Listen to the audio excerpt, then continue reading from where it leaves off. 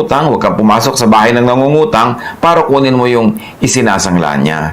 Huwag kang feeling entitled just because ikaw yung nagpapautang. At maraming mga tao, yan ang sense kung bakit hindi sila mapagpasalamat. They feel entitled. Parang karapatan nila, parang deserve nila yung pribilehiyo. Kaya hindi na tuloy mapagpasalamat. At ito yung pinag-uusapan natin dahil ang mga anak ng Diyos dapat mapagpasalamat. Marunong tumanaw ng utang na loob at marunong magsukli sa kagandahang loob na tinatanggap natin mula sa iba. Judges 8:33-35. Mula nang mamatay si Gideon, ng mga Israelita ay hindi na namuhay ng tapat sa Diyos. Sa halip, naglingkod sila sa mga Baal at ang kanilang kinikilalang Diyos ay si Baal Berit. Hindi na sila naglingkod sa Diyos nilang si Yahweh na nagligtas sa kanila sa mga kaaway na nagpalibot sa kanila.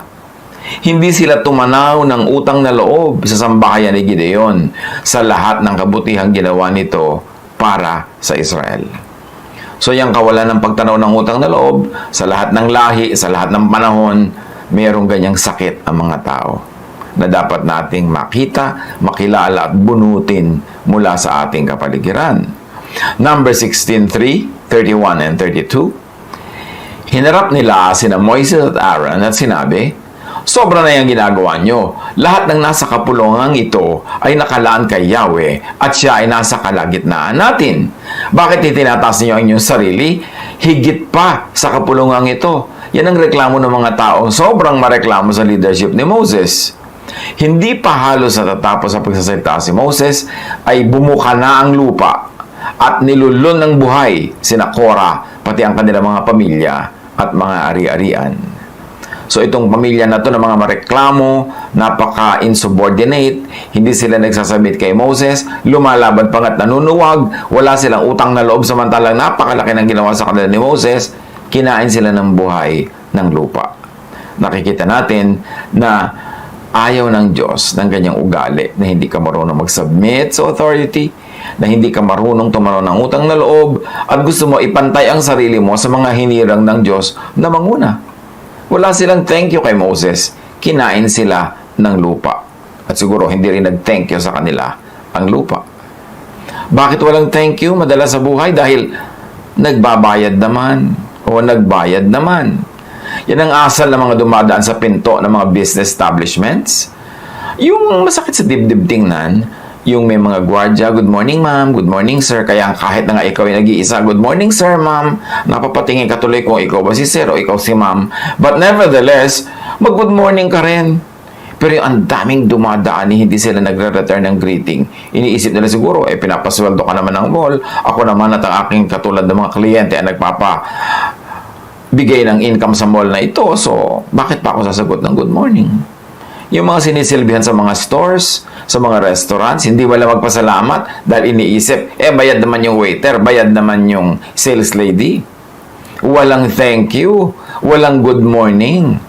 Madalas mong makikita yan sa kapaligiran. Para wala mga nakita, yung may nagbukas ang pinto para sa kanila, parang invisible yung nagbukas, hindi mo lang tingnan o medyo bigyan ng konting greeting o ngitian. Yung iba naman, kaya hindi nagpapasalamat, nagpapasweldo naman. Yan ang kanilang iniisip. Pinapasweldo naman kita, ba't pa kita pasasalamatan? Customer naman ako. May kapalit naman. Ang ginagawa mong serbisyo, binabayaran kita. At kung minsan, kahit na sa mga churches, kahit sa mga religious and spiritual communities, hindi mo lang marunong mag-thank you, hindi mo lang marunong magbigay ng regalo o love gift. Yung isang oras mong kinounsel, yung bang kakausapin mo, papakinggan mo lahat ng problema niya, lahat ng bigat sa kanyang dibdib, ililipat sa iyo, ipananalangin mo, at ilang beses pa yan, hindi lang isang session, meron pa mga hating gabi, tatawagan ka, tapos wala man lang thank you. Napakaraming mga counselors, mga pastors, may mga dinadalang ganong uri ng pagtataka kung bakit yung mga tao hindi man lang marunong magpasalamat. Ano iniisip nila? Dahil nagdo-donate sila sa church, nag-o-offering sila, so hindi na nila kailangan magpasalamat pa kahit sa mga personal na mga services na binibigay sa kanila ng mga lingkod. Mapaka talamak ng ganyang uri ng ugali at hindi yan bagay sa mga nagsasabing sila'y mga mananampalataya, sila'y mga anak ng Diyos at lalo na sa mga sila'y sumusunod kay Jesus.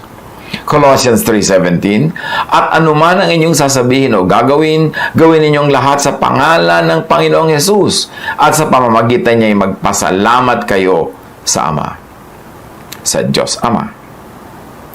Paano nagpapasalamat sa Diyos Ama? Yung salitang salamat po Ama, pero more than that, more than words, yung matulungin ka, mapagpasalamat ka, kumikilala ka ng utang na loob sa mga instruments ng Diyos, yung ikaw ay expressive sa iyong pasalamat, pasalamat mo rin yun sa Ama. Kasi ang lahat ay kasangkapan ng Diyos to bless us. So, hindi lang tayo directly by words na nagpapasalamat sa Diyos, bagamat that is so meaningful, pero kung talaga nagpapasalamat ka doon sa may sugo, abay di magpasalamat ka rin sa isinugo. Kasi yung kindness mo doon sa sugo, pagtanaw mo rin yon sa nagpadala sa kanya. Kaya nung araw, pag may mga gera, yung isang kampo magpapadala ng embassy. May dala pang bandera, may dala pang balita sa kabila. Pero kung talagang yung kabila gusto nila ng gera, papatayin nila yung mga sugo na yun. Hindi nila igagalang. Kasi ang pag-disrespect mo doon sa sugo, pag-disrespect mo sa nagsugo. So kung tayo ay rumerespeto sa Diyos, tumatanaw ng utang na loob sa Diyos, nagpapasalamat sa Diyos, ihayag din natin yan sa ating pakikitungo dun sa kanyang sugo, sa kanyang mga instrumento, mga singers, mga nanangunguna sa panalangin, mga nag-organize ng mga activities, at ngayon yung mga gumagawa halimbawa ng mga electronic activities para magkita-kita, magka-dalanginan, maka-worship together yung mga tao kahit through the technologies, di dapat marunong din tayo mag-express ng thanksgiving sa mga technician, sa mga kung sino-sino pang involved kung para makita natin sa mga bahay natin at sa mga cellphone natin yung mga programa na ating dinadaluhan. Dapat thank God.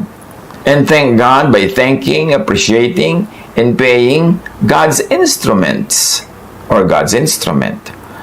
At yan ay ang ating pagsusukli sa pamamagitan ng salita, ng manners, ng courtesy, and even material gifts. Mahalaga yan kasi kung minsan yung mga naglilingkod sa atin nagkakaroon ng doubt. May saysay ba ako? May talab ba ang aking ministry? Meron bang magandang effect? Kasi bakit parang wala akong nakikitang appreciation? Yung paghahanap naman ng appreciation, hindi lang yun dahil gusto mo ng gift o gusto mo ng kung ano-ano, kundi gusto mo lang ma-assure na yung mga tao ay nabe-bless at pag siyempre nabe-bless yung mga tao, bine-bless ka rin. And yan, isang uri ng panukat na tunay nga na nagiging effective yung ministration natin.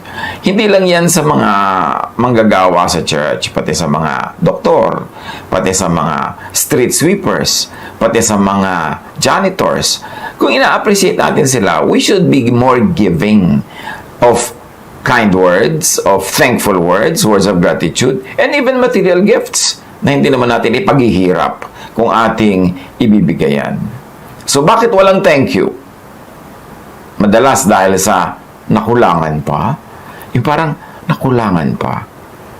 Tulad ng yung pinag-aral na yung anak, wala pa rin utang na loob sa magulang dahil hindi doon sa gusto niyang school nag-aral, dahil kulang ang allowance niya. Samantalang hirap na nga yung pamilya. Sa mga kumpanya na hindi na-appreciate ng mga empleyado yung pagsisikap ng kumpanya na mapasweldo sila on time kahit pag minsan wala increase.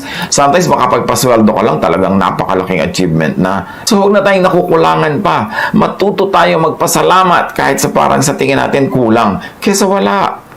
1 Timothy 6:6-8. Kung sa bagay, malaki nga ang mapapakinabang sa relihiyon kung ang tao ay marunong masyahan. Wala tayong dalang anuman sa sanlibutan. At wala rin tayong madadalang anuman pag alis dito. Kaya nga, dapat na tayong masyahan kung tayo ay may kinakain at isinusuot. And let us all stretch the application of this sa mga detalye ng ating buhay. Dapat na tayong matutong masyahan sa mga konting na-afford ibigay ng magulang, konting na ibibigay ni ate, ni kuya, ng kapatid, sa konting na itutulong halimbawa ng ganitong mga grupo at ganyan. Magpasalamat tayo. Magtuto tayong maging appreciative, hindi mareklamo. Bakit walang thank you madalas? Dahil nagmamadali, busy, hindi na makapag-thank you. Merong mga ganyang mga anak, may ganyang mga kapatid, may ganyang mga tinutulungan mo. Busy sa wala naman. Wala namang achievement, pero busy. Tapos hindi malang makapagpasalamat. Si Jesus, meron siyang pinagaling na 10 ketongin. Sabi niya, sige na, magpunta na kayo, magbalik na kayo, magpunta kayo doon at para magawa nyo ang gagawin nyo. And on the way, naggalingan sila lahat. Isa lang ang bumalik kay Jesus para magpasalamat. Luke 17:17-19. Hindi ba't 10 ang aking pinagaling at nilinis? Tanong ni Jesus.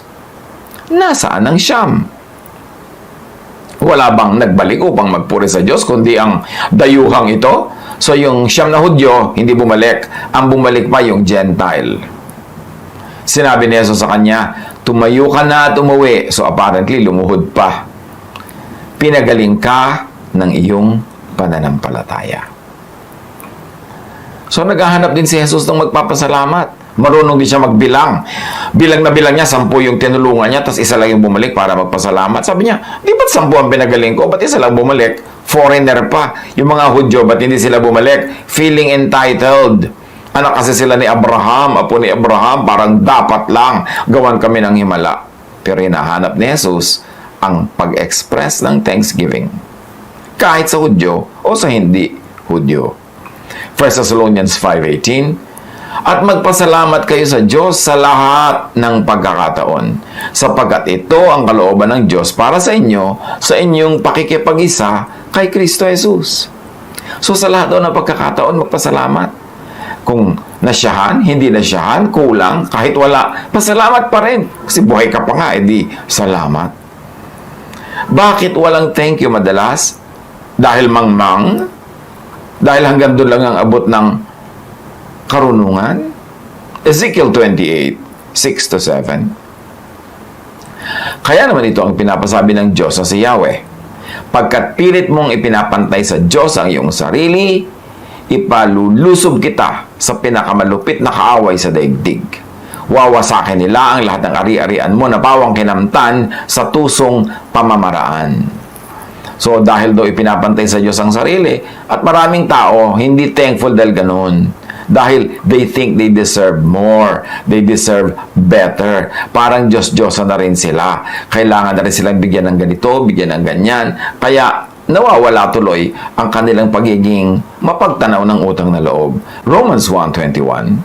Kahit na alam nilang may Diyos, siya'y hindi nila pinarangalan bilang Diyos, ni pinasalamatan man lang. So, hindi pinapasalamatan ng Diyos. Hindi pinapasalamatan ng mga instrumento ng Diyos, sa mga hinirang ng Diyos. Offend ng Diyos. Sa halip, naghaka-haka sila ng mga bagay na walang kabuluhan, kaya nagdilim ang hangal nilang pag-iisip. May mga consequences pagka hindi mo nire-recognize ang Diyos, pagka hindi ka thankful, hindi ka appreciative. 1 Samuel 25:10-11 and 32-34. Sinabi ni Nabal, sino ba si David? Sinong anak ni Jesse? Ang tinapay, inumin at pagkain para sa aking mga manggugupit ay hindi ko maibibigay sa mga taong hindi ko alam kung saang lupalop ng galing. Ito yung sinabal na humihingi si David ng kaunting pagkain dahil inaalagaan naman nila ni David yung mga tupan nila at yung kanilang mga taga-alaga ng tupa pag nandun sa mga wilderness. Pinoprotect nila sa mga masasamang loob. Pero ngayon, ayaw bigyan ni Nabal ni konting pagkain. Nagalit si David nung malaman niya yon at sasalakayin niya ang kampo ni Nabal para patayin lahat ang mga lalaki doon. Pero si Abigail, na asawa ni Nabal, ay nakaulinig ng ganito. Alam niyang may utang na loob sila kay David. Naghanda siya ng maraming pagkain at dinala niya. Sinabi ni David kay Abigail, purihin si Yahweh na nagpapunta sa iyo rito. Salamat sa Kanya dahil sa iyong kabutihan, sapagkat sa ginawa mo'y nakaiwas ako sa pagpatay ng tao at magsagawa ng sariling paghihiganti. Niloob niyang huwag ko kayong pagbuhatan ng kamay. Saksi si Yahweh, ang Diyos na buhay, kung hindi ka na parito ngayon, bukas ng umaga ay patay na sanang lahat ang lalaki sa inyong sambahayan. So dahil si Abigail ay tumanaw ng utang na loob, nag-express, nagdala ng kanyang regalo, humupa ang galit ni David at hindi natuloy ang dapat sana naging napakadugong paghihiganti. Sa lahat ng ito, Ano ba ang tinutumbok lang natin sa mga natututunan natin sa Scripture? Tumanaw ng utang na loob. Huwag lilimot sa lahat ng taong tumulong sa iyo noon o tumutulong pa ngayon o hanggang ngayon. Tumanaw. Daniel 2:23. I thank and praise you, God of my ancestors. You have given me wisdom and power. You have made known to me what we asked of you. You have made known to us the dream of the king. So, binigyan ng pabor na Yahweh si Daniel na mapanaginipan, ang napanaginipan ni King Nebuchadnezzar, at hindi naman nagkulang si Daniel ng pagpapasalamat. Hebrews 13:15-16. Kaya't lagi tayo mag-alay ng papuri bilang handog sa Diyos sa pamamagitan ni Jesus. Papuring nagpapahayag ng ating pagkilala sa Kanyang pangalan. At huwag nating kaligtaan ang paggawa ng mabuti at ang pagtulong sa kapwa, sapagkat iyan ang alay na kinalulugdan ng Diyos. Pwede tayong magpasalamat sa Diyos sa pamamagitan ng salita, pero ang talagang kinalulugdan niya yung gawa. At ano yon? Yung pagtanaw ng utang na loob sa Diyos sa pamamagitan ng paggawa ng mabuti sa kapwa-tao.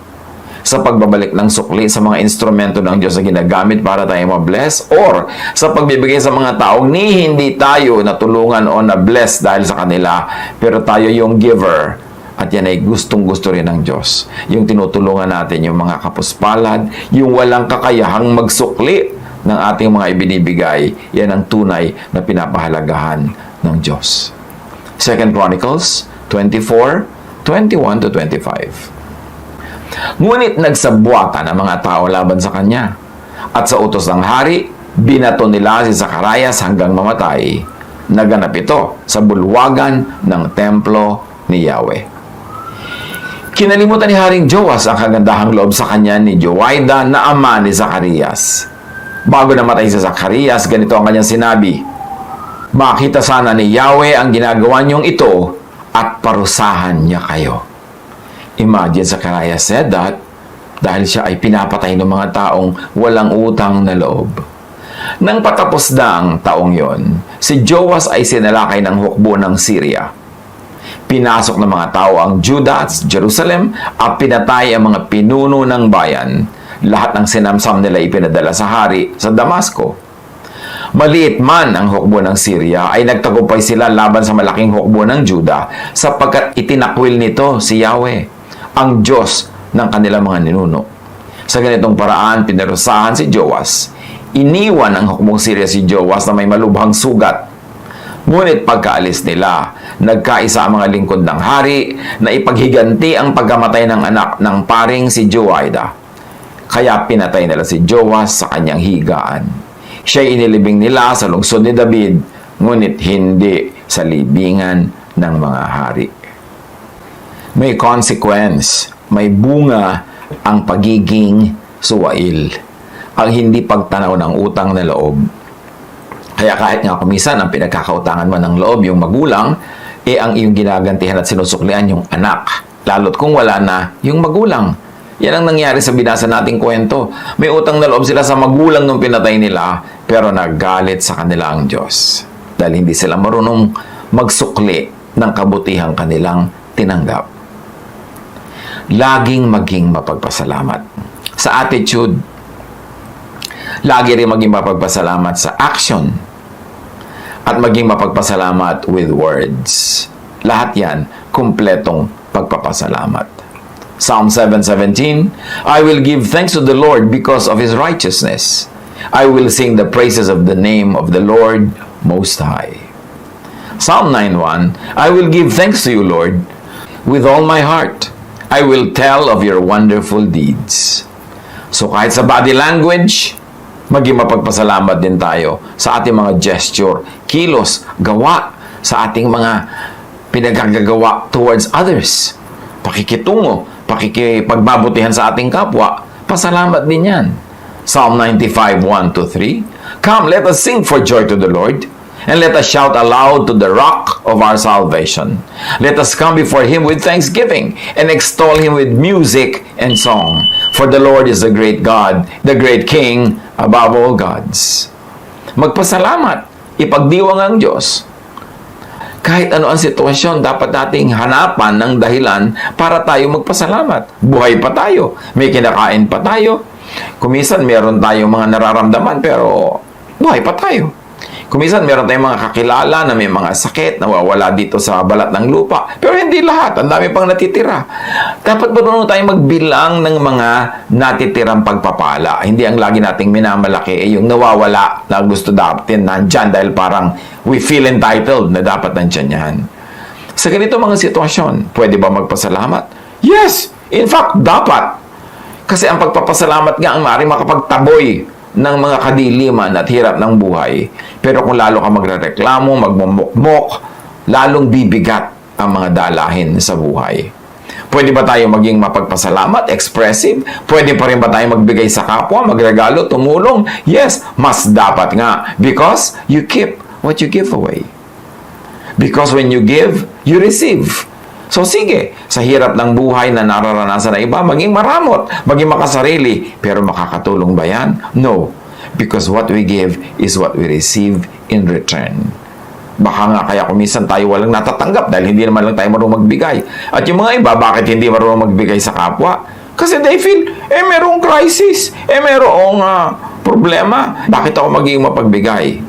Kahit anong sitwasyon, mas mahirap nga ang sitwasyon, mas kailangan maging mapagbigay tayo sa kapwa dahil mas kailangan yung tulong.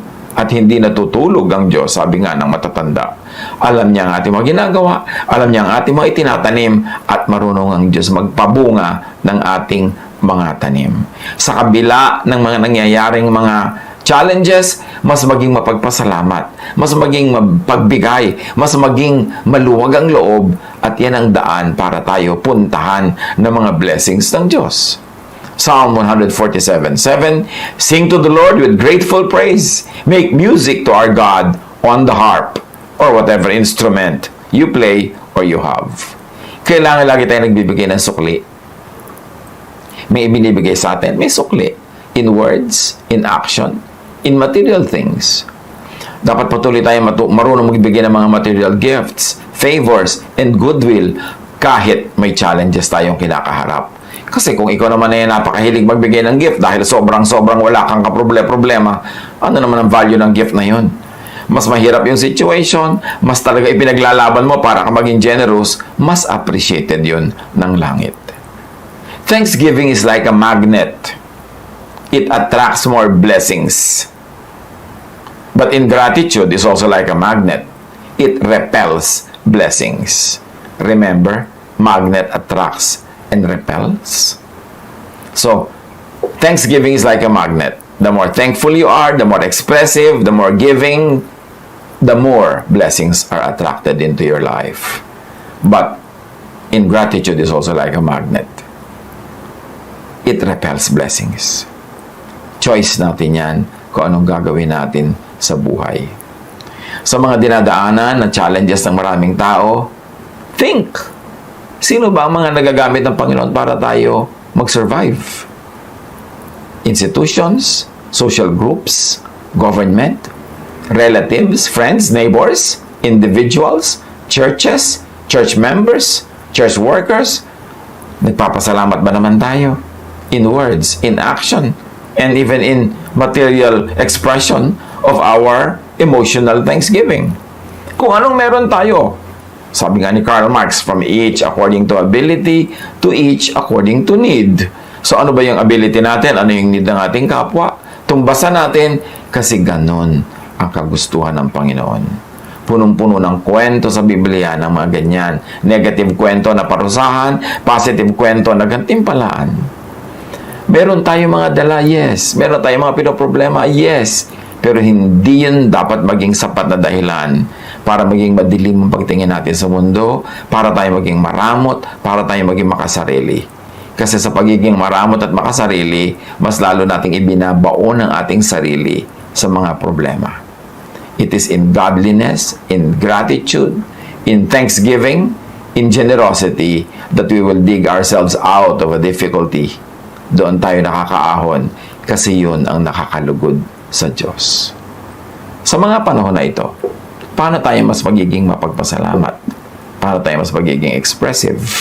Paano tayo mas magiging blessing? Lalong-lalo sa mga ginagamit ng Panginoon para tayo rin ay mabless. One-way street ba tayo? Tanggap ng blessing pero hindi marunong magbigay? Pagka ganon, matutuyo ang balon. Mauubos ang harina at ang langis mula sa banga at mawawalan ng tinapay. Pero tulad nung babaeng balo, na ang kanyang harina, ang kanyang langis ay buong puso niyang ipinagkaloob at iniluto para sa propeta, ang naging gantimpala, hindi siya naubusan sa buong panahon ng taggutom. Pag-isipan natin kung paano i-apply ang mga katotohanan ito sa ating buhay at mag-welcome tayo sa ating buhay ng cheerfulness, ng smiles, ng laughter, ng happiness, imbes yung mga kabaligtaran yan. Kasi kahit tayo magmukmok, magpagulong-gulong sa lungkot, kahit tayo magsara ng mata natin at puro dilim ang ating tingnan, hindi naman natin may improve ang situation.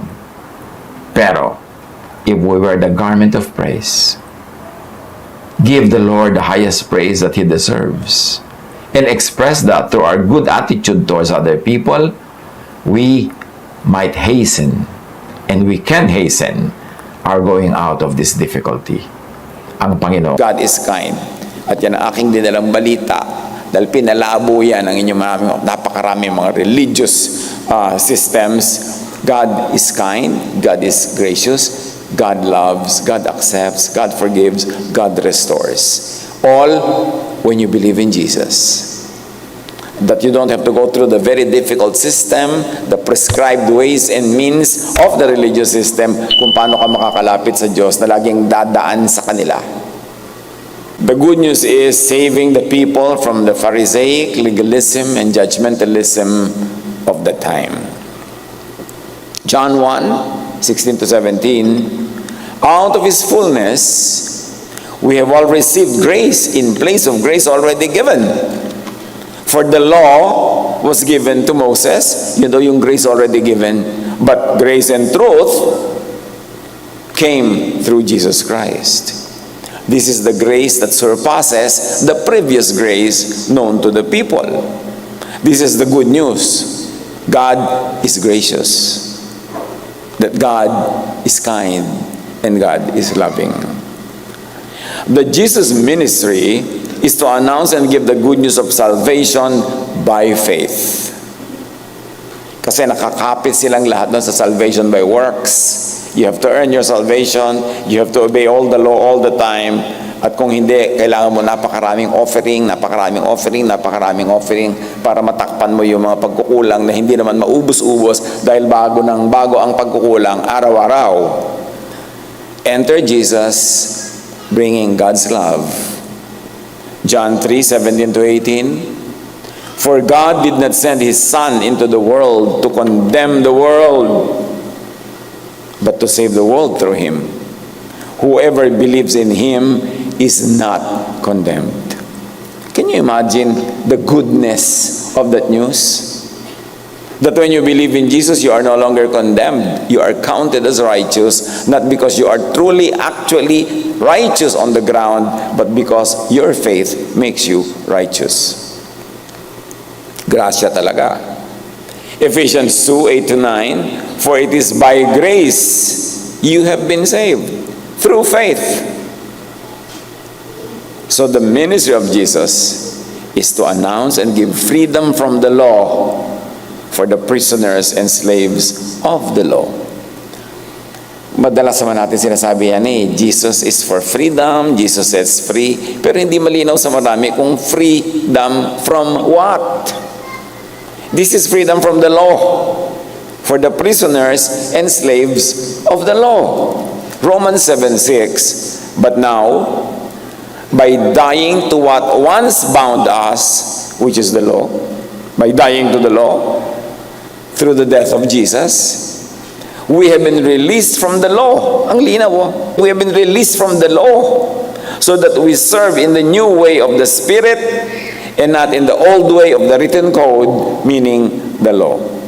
Pag pinag-uusapan that Jesus sets free, dapat tiyakin natin kung saan tayo pinapalaya. Pinapalaya from the law, those who are slaves of the law.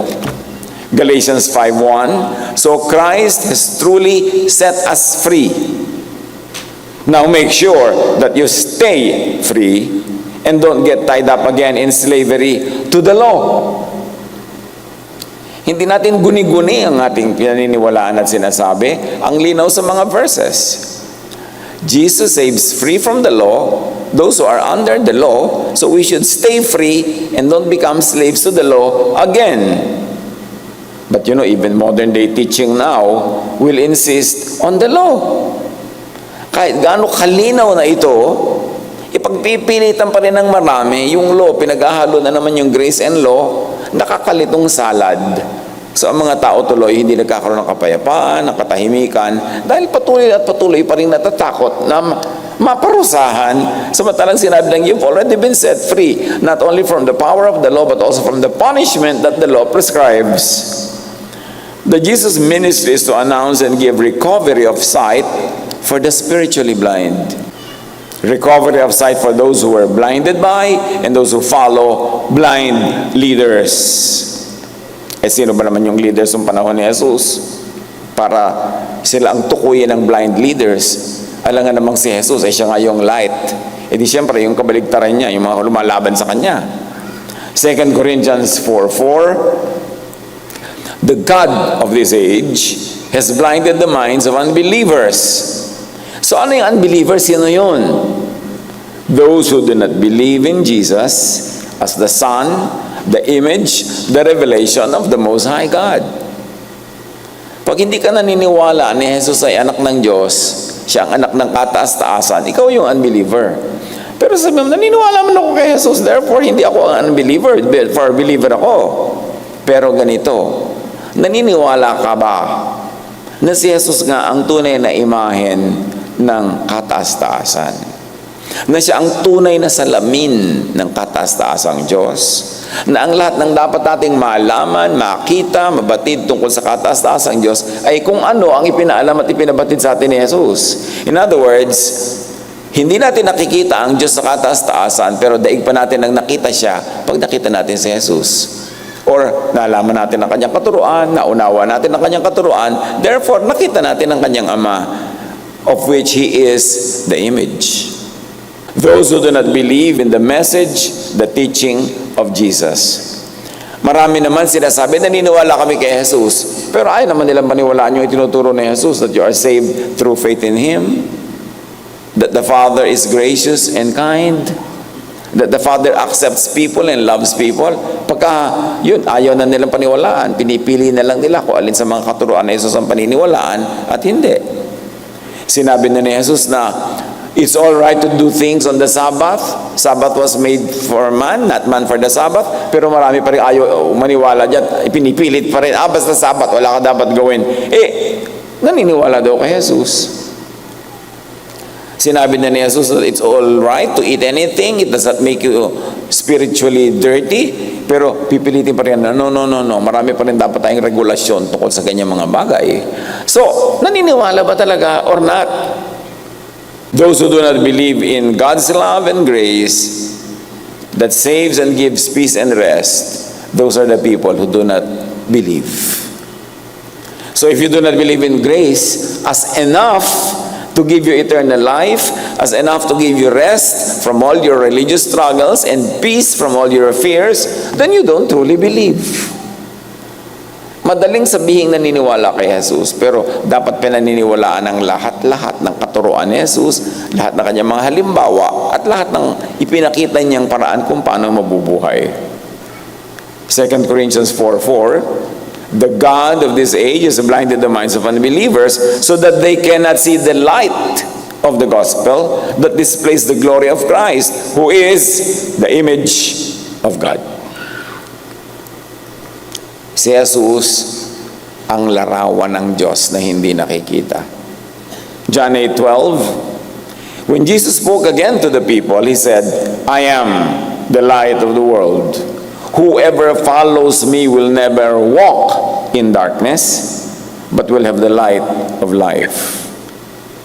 In other words, whoever follows me will never blindly follow the god of this world, the god of darkness. Matthew 5:12-14, then His disciples came over to Him and asked, do you know you insulted the Pharisees by what you said. Ang dami kasi sinasabi at itinuturo ni Jesus na open yung Pharisees kasi tinatamaan sila. Kasi kabaligtaran ng itinuturo nila, yung tinuturo ni Jesus. Sabi nito mga disciples, aba, hindi mo ba alam na nagkagalit na sa'yo, na-offend na yung mga Pharisees? Jesus answered, every plant that my Father in heaven did not plant will be pulled up by the roots. Na-offend pala. Lahat ng halamang hindi tanim ng aking Ama ay bubunutin. At pagpapatuloy ni Jesus, stay away from those Pharisees. Lumayo kayo sa kanila. Huwag niyong pakinggan. Huwag niyong sundin. They are like blind people leading other blind people, and all of them will fall into a ditch. Ang linaw ng sinasabi ni Jesus tungkol doon sa mga kontrabida sa kanya na religious leaders of his time. Apply this, brothers and sisters, to present-day Pharisees kasi marami. Kailangan tayong maging mapanuri, mapag-aral, at mapili. The Jesus ministry is to set free those who are oppressed by enslaving kapagod religiosity. Matthew 23:4, they, meaning the teachers of the law and Pharisees, tie up heavy, cumbersome loads and put them on other people's shoulders. Pinahihirapan daw, pinabibigatan, pinapapasa ng mabibigat na mga dalahin ng mga religious leaders na ito ang mga tao. Matthew 11:28-30, kaya naman ang hamon at alok ni Jesus, come to me, not go to them. Come to me, all of you who are weary and burdened, and I will give you rest. Paano mo malalaman kung sumusunod ka kay Jesus? Kung ang iyong mga religious practices and beliefs ay talagang nakaayon sa katuruan ni Jesus? May test. Dapat restful. Dapat peaceful. Yung okay, napapagod siguro yung katawan mo up to a point, pero hindi ka naman nagwindang sa sobrang pagod sa iyong religious service. At lalong mahalaga, hindi nakakapagod sa dibdib, sa puso, hindi mabigat. Yung ang stricto mo sa relihiyon, tapos meron ka mga kaibigan, mga kamag-anak, sarili mong pamilya na hindi nakakasatisfy sa iyong religious standards, tapos itatakwil mo sila, lalayuan mo sila na mabigat din naman sa loob mo, mahirap. Pero ginagawa mo dahil akala mo yun ay tinuturo sa'yo ng Diyos, therefore hindi yun restful. Hindi nakapahinga yung loob mo dahil nahahati ang loob mo. Nasasaktan ka rin sa iyong kaparisihan. Therefore, hindi yun kay Jesus. Kasi hindi restful. Sabi niya, come to me, I'll give you rest. Mapapahinga kayo sa ganyang mga load. Take my yoke upon you and learn from me. For I am gentle and humble in heart. And you will find rest for your souls. For my yoke is easy and my burden is light. Yan ang regalo ng Pasko. Spirituality that is restful, that is peaceful. Hindi punong-puno ng pakikipagtunggali, pakikipag-contest, pakikipagtakwilan, pakikipag-away, pakikipag-debate. Hindi yun restful. So you know, it's not of Jesus. So apply. Easy ba? Restful ba? Madali ba yan? Isa sa mga bagay na hindi natin nakagawi ang gawin pag Pasko ay yung kantata. Kasi nung bago pa ako sa pananampalataya, sa ganitong uri ng paglapit sa Diyos, nakita ko how oppressive the kantata can become. Not always, but it can be na walang katapusang rehearsal, ang dami-daming pagod para lang makapag-put up kayo ng magandang performance before the audience, which you always say before God. Pero kung minsan nagkasamaan na ang loob, nag-away-away na dahil may mga absence of rehearsal, may mga late, nakaka-stress, eto na, oras na ng performance, sobrang stressful. Kasi kung huwag na lang natin pausuhin yan, kasi hindi restful bakit pa kailangan gawin? Ganon din naman, hindi naman nagiging mas banal sa iyo yung nagkakantata kaysa sa hindi nagkakantata. Siyempre, you will know them by their fruits. Ano ba talaga ang bunga niyan? Marami pa. Although hindi naman lahat ng kantata ganon, pero maraming ganon. So, pinagtatatanggal natin yung mga nakakagawi ang gawain na, ang totoo ay nakakapagod lang naman, hindi naman talaga nakakadagdag ng kabanalan. The Jesus ministry is to proclaim the time of God's favor and grace, which was dramatically ushered by the birth of Jesus. Jesus, Christmas, brings God's favor directly to ordinary people.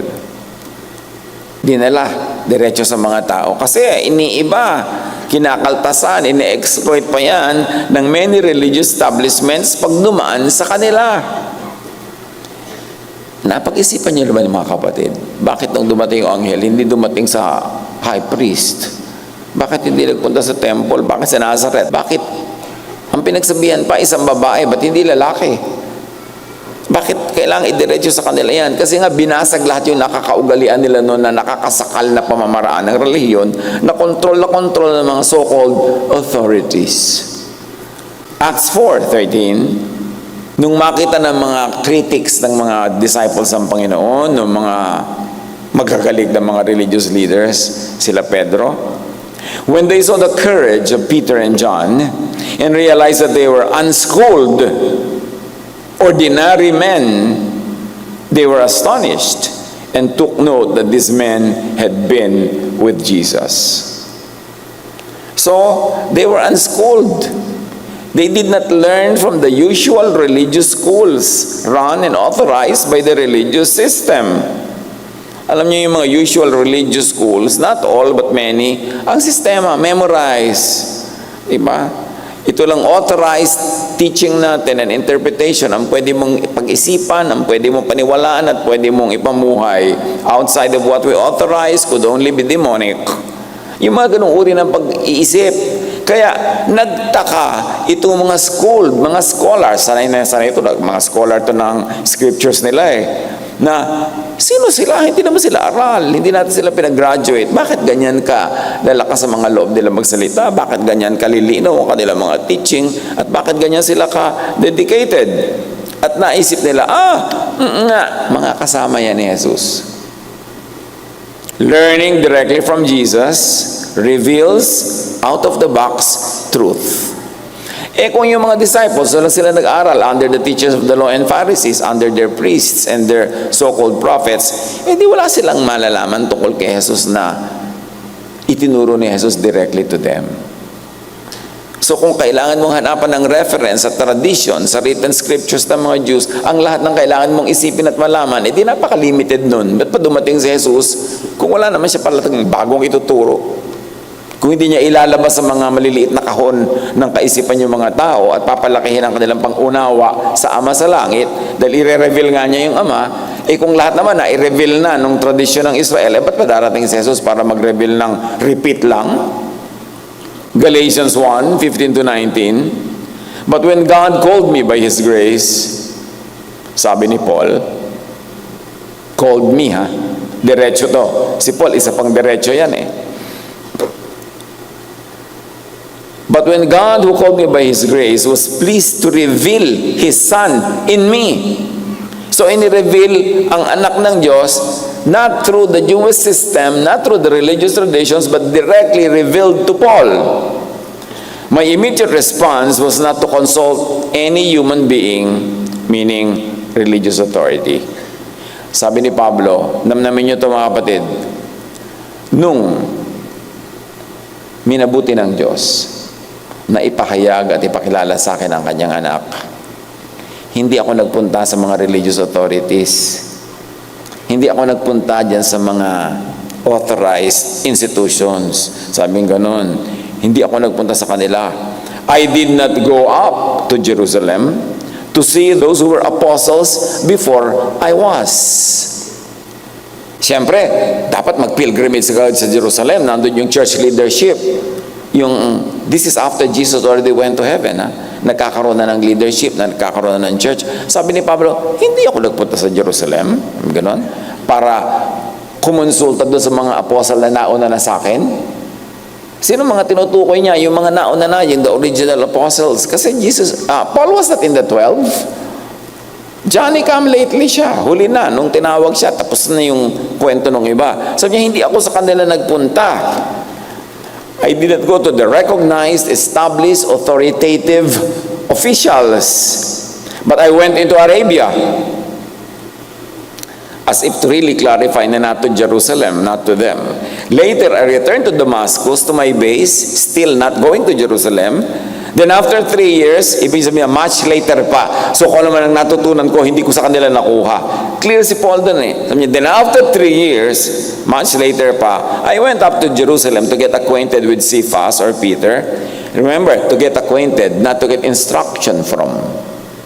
To get acquainted with Cephas and stayed with him 15 days. I saw none of the other apostles, meaning walang ibang naka-influence sa akin, only James. Ano ang ina-establish dito ni Paul? Na nung magpakilala sa kanya si Jesus, nung ipinakilala sa kanya ng Ama si Jesus, hindi siya nag-refer sa mga nauna ng established authorities in religion. Sabi niya, dumiretso ako sa Diyos. Tinanggap ko directly ang revelation na hindi kailangang padaanin kung kani-kaninong authorities. Paul is emphatic. His out-of-the-box knowledge and teaching on God's grace through Jesus did not come from the established apostles in Jerusalem. Paul was an outsider to the religious clique in Jerusalem. Kaya talaga namang yun ang trato nila kay Paul, outsider. He was always defensive because he was always being attacked. 2 Corinthians 12, 1-7, I must go on boasting, sabi ni Paul.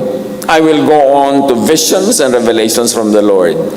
Sabi niya dito, kung magbubuhat din lang tayo ng mga sariling bangko, kung tayo din lang medyo magyayabang-yabang dyan, I would like to talk about visions and revelations from the Lord. Hindi teachings from the authorities. Sabi niya, revelations from the Lord. Yan ang aking pinangahawakan. Anong kahulugan ng vision at revelation from the Lord? These are extra scriptural, extra apostolic ideas. Ibig sabihin, hindi ito napulot sa existing scriptures nila, kaya nga vision. Kaya nga revelation from the Lord, hindi reading.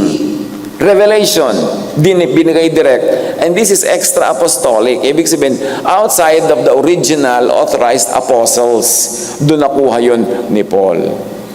Very emphatic siya dyan because Paul was defending his many doctrines directly given to him by God, by the Lord Jesus, by the Holy Spirit, na labas doon sa already known teachings of the established groups. Kaya gano'n na lang ang pagbibigay niya ng justification kung bakit siya may mga katuruan, mga readings and interpretation na hindi sang-ayon sa official interpretation and reading and teaching of the established authoritative system. At sa pagpapatuloy ni Paul, I know a man in Christ, at syempre siya yun, who 14 years ago was caught up to the third heaven. O third heaven ang pinag-uusapan, iba, kakaibang dimension.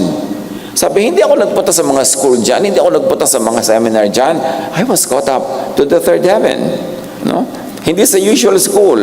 And I know that this man was caught up to paradise and heard inexpressible things that no one is permitted to tell.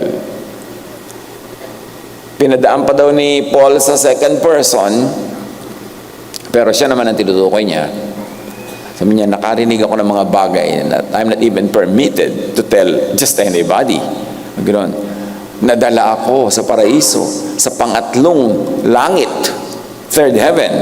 At sabi pa niya, I will boast about a man like that because of the surpassingly great revelations.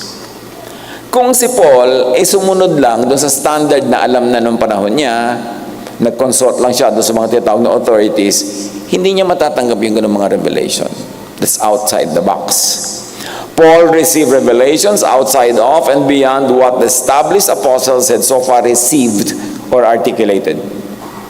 Nahigitan, nalampasan ni Paul ang mga revelation na natanggap niya at ngayon na itinuturo niya, kaya nagagalit sa kanya yung marami.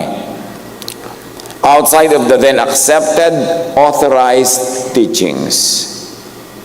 The time of the great revelation of teachings and going out of boxes, the time to bypass all of this established teachings was dramatically introduced at Pentecost. Hindi naman bago kay Paul lang nangyari yon. Pati sa Pentecost nangyari yon. At maya-maya pupuntahan natin yung Pentecost na yan. Ano ba nangyari dyan? Na inilabas ang mga tao sa kahon ng mga established doctrines. But what Paul said about his out-of-the-box, strongly opposed and malign teachings, about his detractors, his critics, judges, and bashers, sabi niya sa 2 Corinthians 11:5, I do not think I am the least inferior to those super apostles, to those most eminent apostles. Actually, 2 versions say it this way. Tinawag ni Paul yung mga apostles sa Jerusalem ng mga super apostles. Whether hangang-hanga siya na super o medyo may konti yun na sarcasm, it's up to you to see. Pero sabi niya, I don't think I am inferior to those authorized apostles, those super apostles. 1 Corinthians 1:27-29. But God chose the foolish things of the world, meaning the unschooled, to shame the wise, the schooled. God chose the weak things of the world to shame the strong. Yung mga hindi authorized to shame those who are authorized. God chose the lowly things of this world and the despised things and the things that are not to nullify the things that are, so that no one may boast before Him. Basahin niyo mabuti si Paul. Ang dami niyang mga very interesting aside and remarks na pag in-imagine niyo yung context at pinag-aralan yung mga context why he said such things, you will appreciate the way God dealt with him, the way God bypassed the religious system, not only the Jewish system, but also the budding, starting Christian community that was already beginning to have their own authorized institutions also. Lahat yon na bypass. Hindi kailangan mag-defer to established authorities. Yan ang makakakita natin na ipinapahiwatig ni Paul. Hindi kailangan laging dumaan sa mga bihasa at sanay to study, to know, and to interpret the revelations of God. Now, to continue, God sent the angel Gabriel to a virgin, a young woman. To the woman, not to and through the man. Nung araw kasi, under their system, yung lalaking kakausapin mo, hindi yung babae. Lalo't ganyan, na betrothed or married, yung husband na kakausap mo, hindi yung babae. Hindi yun ang ginawa ng anghel. Diretsong kinausap si Maria. Later on lang, nung si Joseph na ang nagpapasya na hiwalayan na itong Maria na to dahil baka siya nagdadalang tao, hindi pa naman sila nagsasama, tsaka pa lang siya kinausap ng anghel kasi directly sa kanya ibibigay instruction. Huwag mong gawin yan. Of the Holy Spirit ang kanyang pregnancy. But, remember, ang unang pinuntahan, diretsong pinuntahan, isang batang babae, a young woman. That's what the word in the original scripture say. Sa itin-translate ng iba as virgin, but the more technical translation is a young woman. Acts 2:17-18. In the last days, ito na yung sinasabi ko Pentecost. I will pour out my spirit on all people. Can you imagine how revolutionary this is?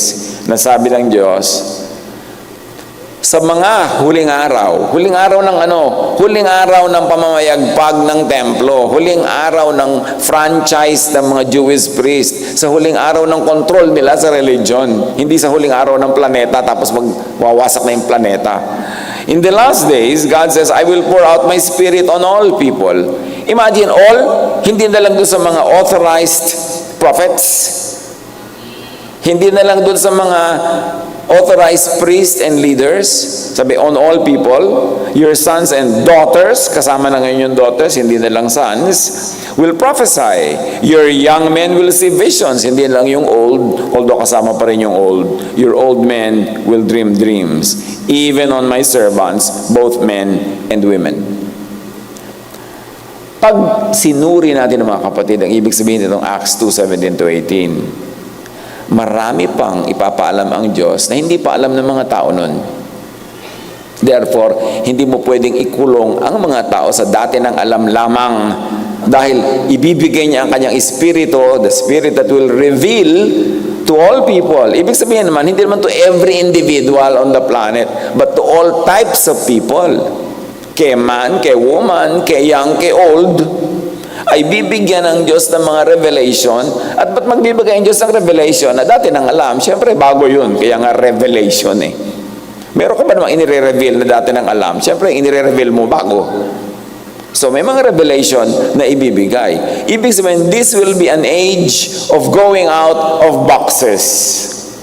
Lalabas ang utak sa mga maliliit na kahon at papalakihin ng maraming mga bagong ituturo ang Diyos at maraming bagong magiging tagapagturo, tagapagsalita, hindi lang yung mga authorized.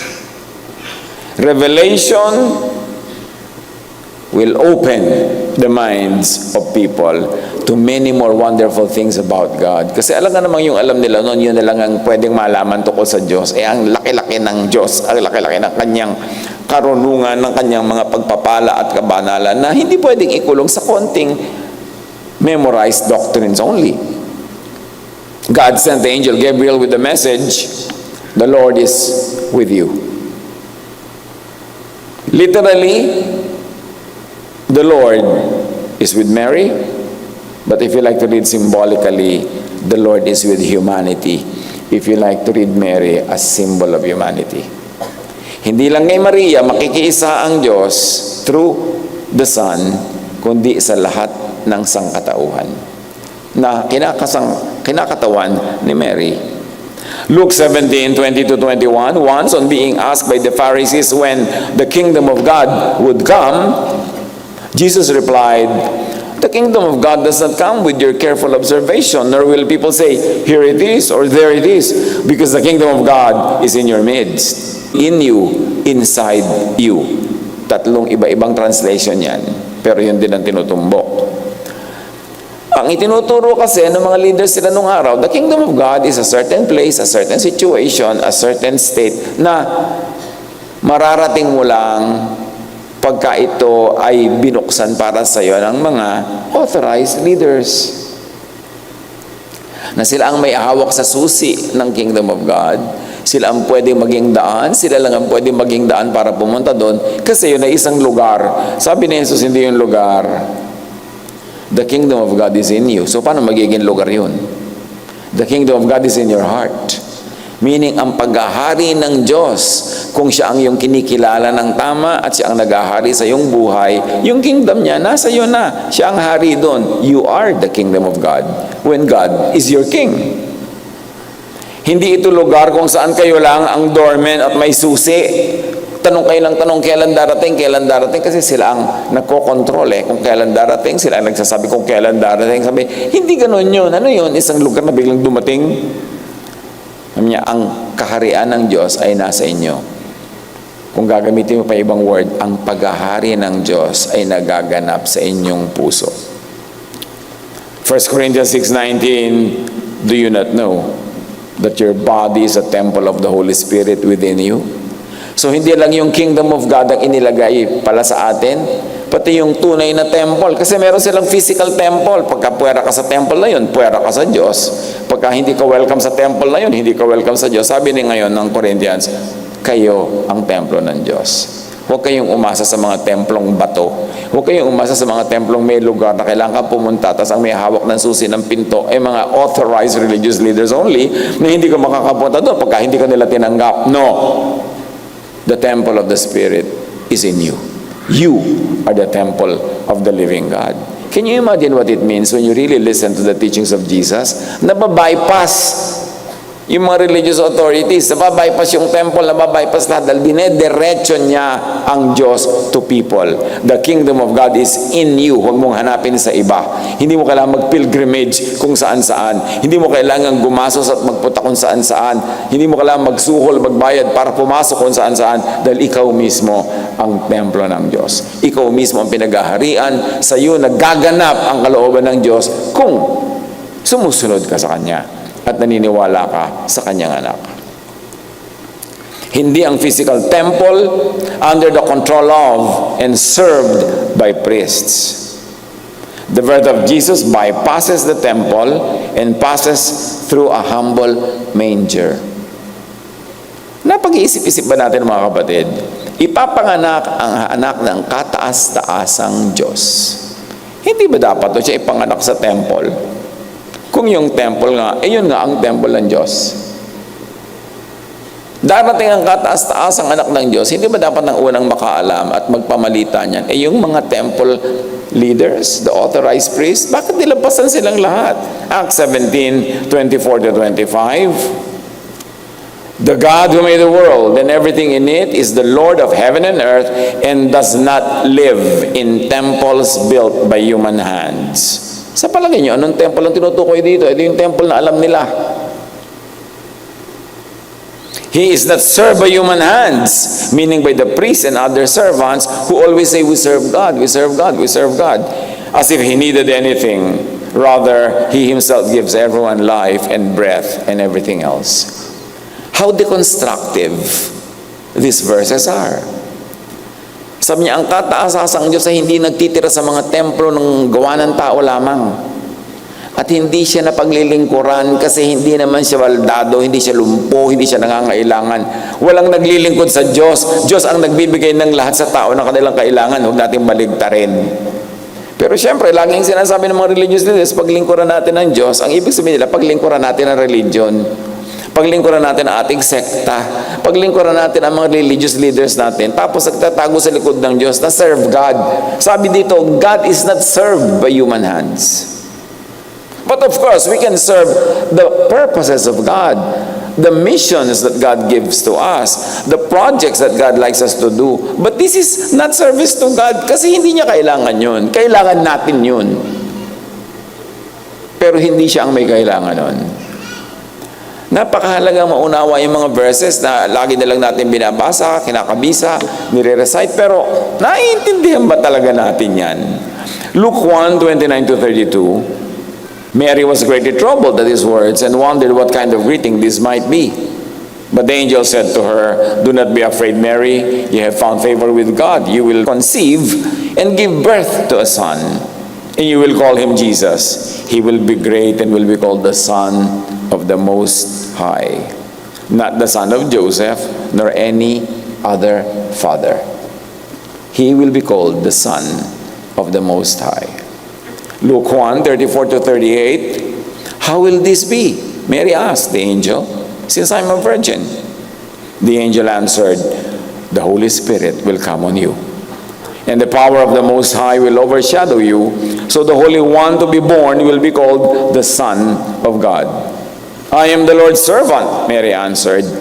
May your word to me be fulfilled. So Mary said she was the Lord's servant. Meron naman talagang ganun. Mary served as instrument in the incarnation of the Word, in the declaration of the truth, and the truth is that Jesus, the message of Jesus, is God's love and grace. That's where we can serve God. We can do a Mary, that we become instruments in declaring to the people the message of Jesus, that God loves us, and God loves to forgive, to cleanse, to restore us, and embrace us as member of God's family. Let's do a Mary. Incarnate the messenger Jesus. Hayaan siyang mabuhay sa atin at maipakita natin si Jesus through our life and our lifestyle, and incarnate the message, God's love and grace. Marami, maglilingkod daw sila sa Diyos pagkatapos pagka naman nagturo. Ang ituturo, Pharisees. Ang ituturo, law. Ang ituturo, punishment, pananakot. Yun ang nandun na emphasis. Kasi siyempre, pagka yung mga tao natatakot, mas madali silang kontrolin. Pero ang message is rest, peace, forgiveness, love, kindness. Dapat yun na ituro. Hindi yung pupunta ka sa mission field, tas ang dala-dala mo, Pharisees, hindi Jesus-ness. There's another account, Luke 2:6-7. While Mary and Joseph were in Bethlehem, the time came for the baby to be born, and she gave birth to her firstborn, a son. She wrapped him in cloths and placed him in a manger because there was no guest room available for them. You see, hindi sa temple ipinanganak, na-bypass yung temple, kabaligtaran pa ng temple, isang sabsaban, kainan ng hayop. In all its humility and simplicity, doon isinilang. Luke 1:8 to 9. And there were shepherds living out in the fields nearby, keeping watch over their flocks at night. An angel of the Lord appeared to them, and the glory of the Lord shone around them, and they were terrified. So angels appeared to shepherds, to simple people. Eto na naman. Yung mga angel nag-announce, hindi sa religious elite, hindi sa temple, hindi sa leaders, sa simple boys who were taking care of their flocks. Out in the field, not in the city, not in the temple. These are simple boys who lived out in the fields, not in the formal religious schools. And they watch over their flocks.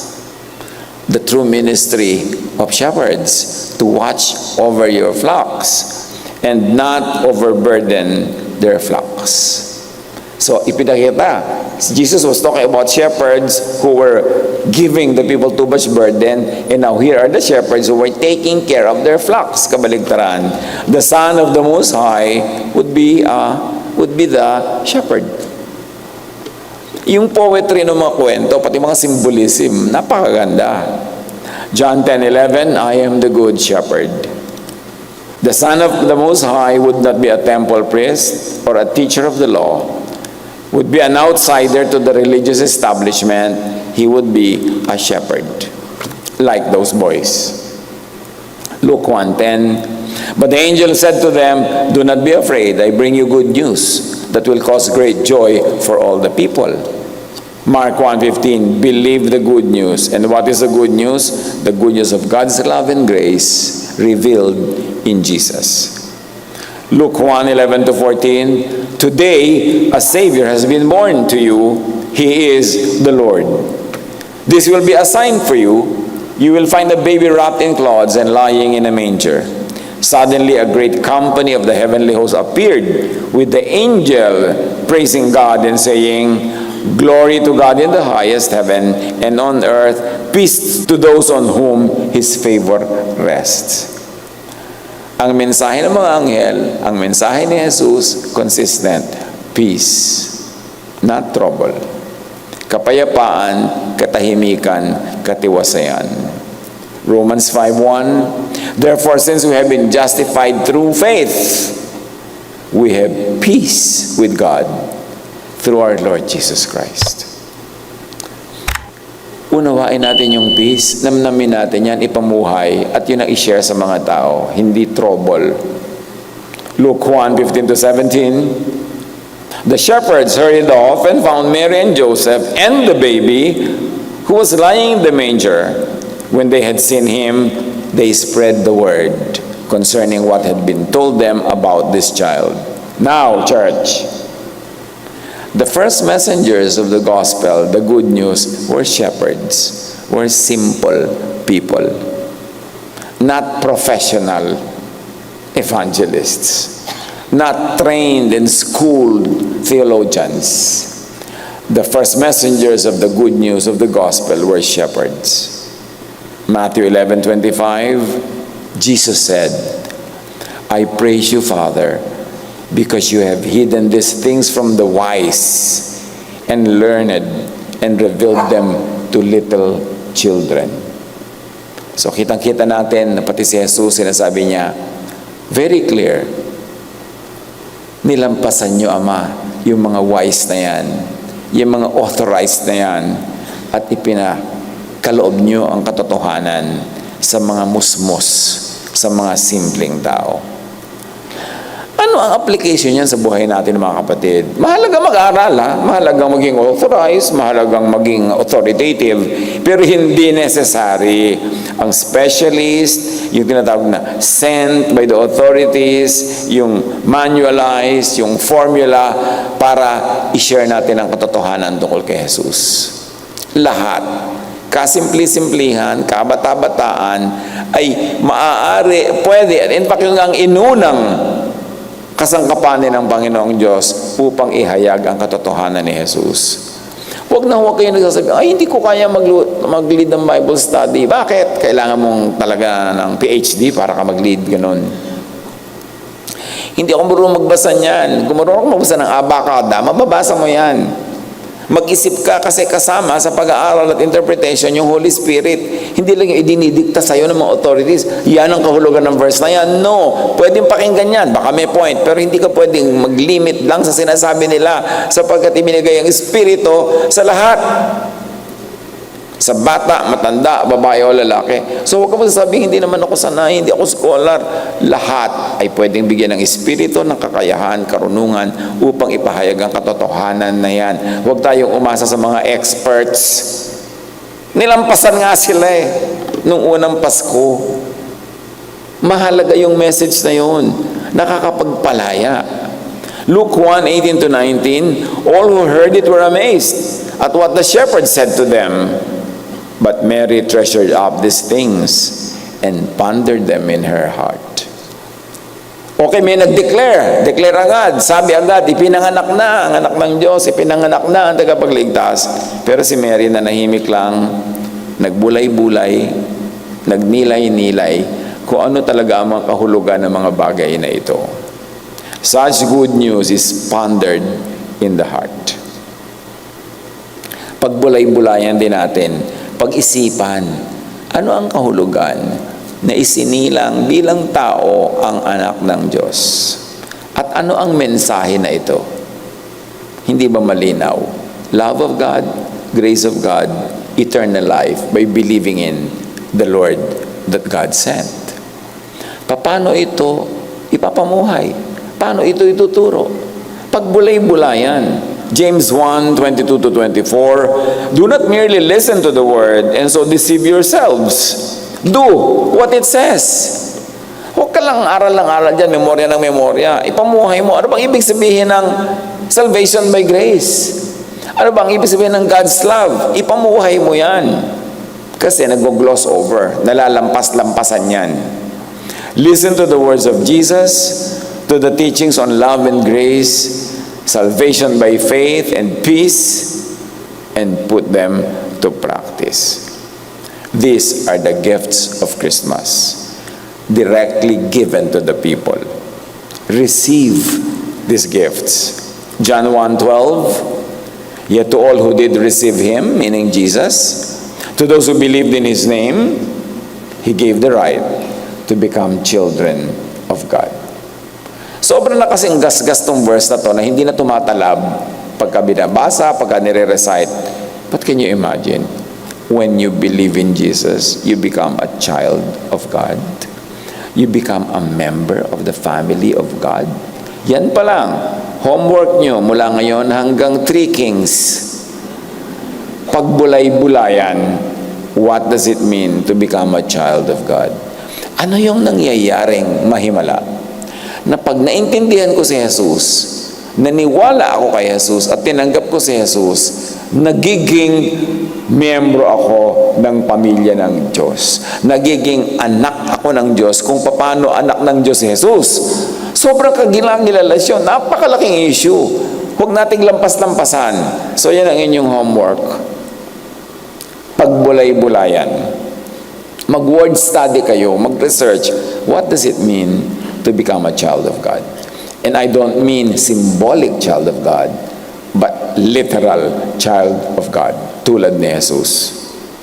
Sabi ni Jesus, the Father is in me, I am in the Father, you are in me, therefore you are also in the Father.